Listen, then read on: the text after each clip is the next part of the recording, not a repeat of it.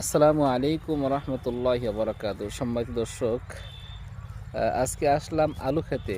দেখেন, সবাই আলু লাগানোর প্রস্তুতি নিতেছে, অনেকেই লাগিয়ে ফেলেছে। দেখুন, জমিন চাষ করে সুন্দর করে এর ভিতরে সার দিয়ে, দেখেন এই সারগুলো দেখে আপনাদেরকে। এই দেখেন এই সার, প্রচুর পরিমাণ সার দিচ্ছে আলহামদুলিল্লাহ। যা না দিলেই নয়, না দিলে নাকি আলুই হবে না। যাই হোক, প্রচুর পরিমাণ সার এর ভিতরে সবাই মাশাআল্লাহ লাগাইতেছে।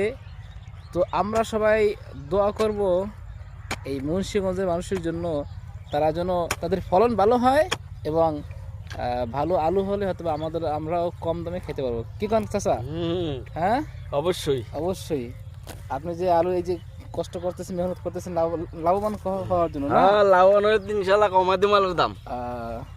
আলহামদুলিল্লাহ, আলুর দাম মুন্সিগঞ্জের মানুষ কমাই দিবে ইনশাআল্লাহ। হ্যাঁ, ইনশাল্লাহ ফলন ভালো হলে আল্লাহ তাআলা যদি কোনো দোয়া করবেন আলুটা যেন ভালো হয়, হ্যাঁ আলুর ফলন যেন ভালো হয়, হ্যাঁ হ্যাঁ আপনারা যেন কমা খাইতে পারেন।